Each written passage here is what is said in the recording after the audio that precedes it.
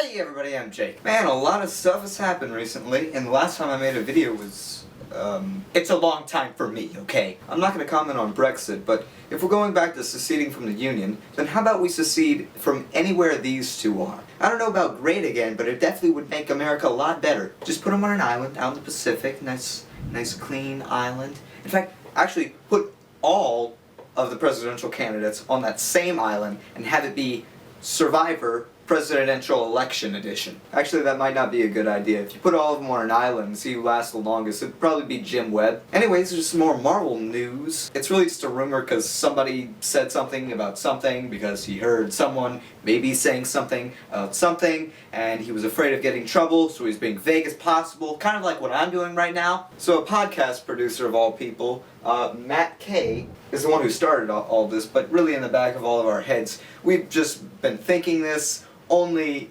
is someone saying maybe it gets a lot of people, happy, and they overreact. He says, I've heard from a few of my sources, my little birds, that Fox and Marvel have kind of talked. Kind of. Okay, just stop right there. Think about the weight that this has to this. But not really.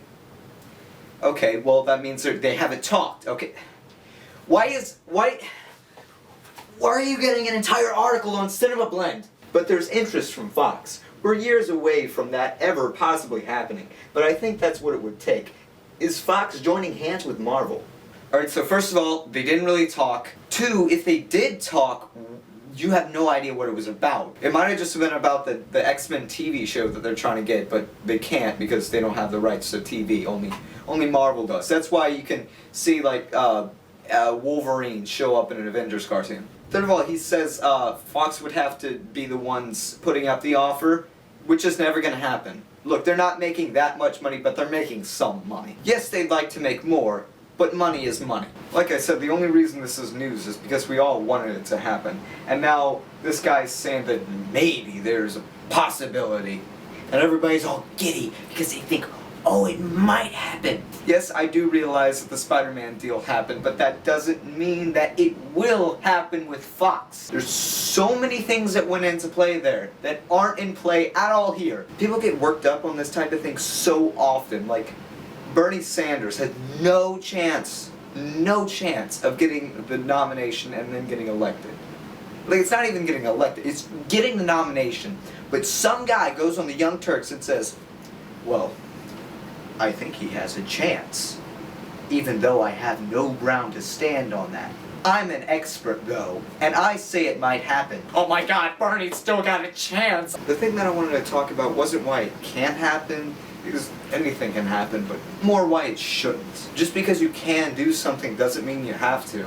It's raining outside. I could run outside and dance around to a Natasha Bedingfield song, but I'm not going to because I just took a shower. So I put together a pros and cons list of should a Fox Marvel deal happen. I'm going to start off with the pros. Number 1, Wolverine and Hulk will fight. I use that specific one, I really mean all matchups, like for instance, Magneto versus Iron Man, but that's not interesting because that would be over in like 5 seconds. My whole problem with that is the context. I don't know if you noticed this, but these movies have a plot. There has to be a reason for Wolverine and Hulk to fight. So when that whole thing happens, sure, it'd be cool for like a clip on YouTube, but it's gonna feel shoehorned into the movie, like it's not gonna make any sense. Take Civil War for example, that just came out. The whole selling point for the movie was Team Iron Man versus Team Cap. It made for one of the best action scenes ever. And I've said before that my favorite scene was Spider-Man versus Ant-Man. I love that, it was awesome, but in my mind, the best scene was a confrontation between Black Panther and Zemo on the cliff. Those two characters never physically fought, it was just words, and I thought it was very powerful